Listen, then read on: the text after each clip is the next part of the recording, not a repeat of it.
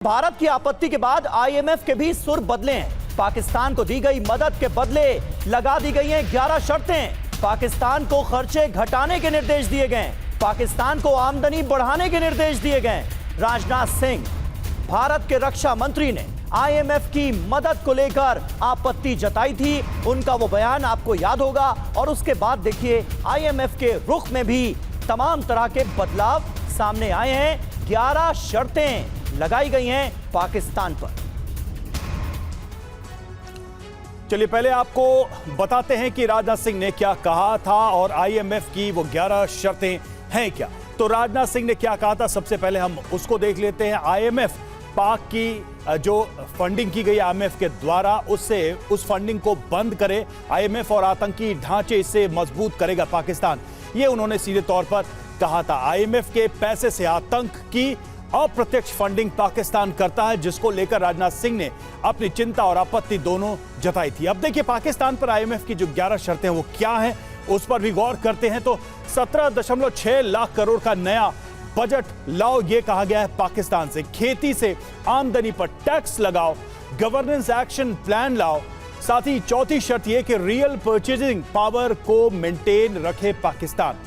2027 के बाद वित्तीय रणनीति तय हो, यह भी पाकिस्तान को कहा गया है। बिजली की नई दरें तय करने को भी पाकिस्तान को कहा गया है। छमाही गैस दरें निर्धारित करने को कहा गया है पाकिस्तान को, और कैप्टिव पावर लेवी लगाने के लिए भी कहा गया है। साथ ही डेट सर्विस सरचार्ज लिमिट खत्म हो, यह भी आईएमएफ की तरफ से शर्तों में जोड़ा गया। 10वीं शर्त यह कि प्रौद्योगिकी क्षेत्र का बेल आउट पैकेज बंद करे पाकिस्तान, और सेकेंड हैंड कारों की आयात सीमा को भी हटाने के लिए कहा गया है। कुल मिलाकर समीर अगर देखा जाए तो जनता यानी पाकिस्तान की जो आवाम है उसका गला घोटने की शर्तें हैं ये सब कुछ।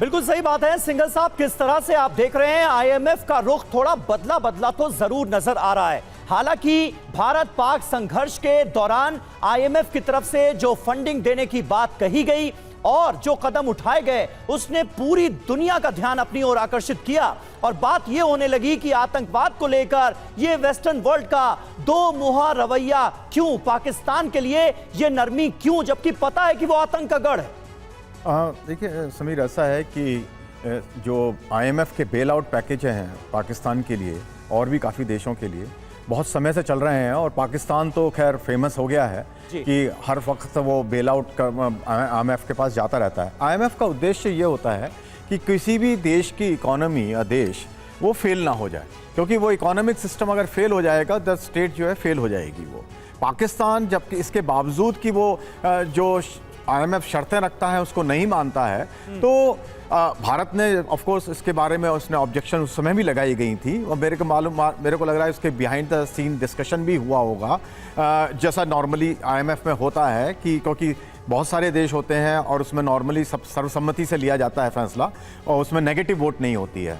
तो भारत ने उसमें जो है अपने आप को वोट नहीं डाला था और वहाँ से वापस आ गए थे, लेकिन उसके बावजूद उसके बाद डिस्कशन चलती रहती है, क्योंकि ये एक बार अगर पैकेज अप्रूव हो गया कोई फाइनल नहीं होता है, उसकी रिव्यू होती रहती है। और कंडीशनैलिटी, क्योंकि बस खाली अप्रूव हुआ था, उसके बाद में आईएमएफ में डिस्कशन होता है कि क्या क्या कंडीशन लगाई जाए ताकि जो है जो पैसा दिया जा रहा है प्रॉपर्ली इस्तेमाल हो। बिल्कुल सर, लेकिन प्रॉपर्ली कहां इस्तेमाल हो रहा है, यही तो अपने आप में बड़ा सवाल है। 100 करोड़ की रकम देने का जब जिक्र हुआ तो यह जानकारी भी थोड़े ही दिन में सामने आ गई कि भारत की स्ट्राइक में जो आतंकवादी मारे गए, जिस तरह से मसूद अजहर के परिवार के लोग मारे गए, उनको 14 करोड़ देने की बात कही जा रही है। ये जानकारी सामने आ चुकी है। अब वो 14 करोड़ किस तरह से आतंकवादी संगठनों को मजबूत करने में खर्च किए जाएंगे, ये भी हमें पता है। तो आईएमएफ का पैसा कहां जा रहा है, ये भी कहीं ना कहीं देखना होगा।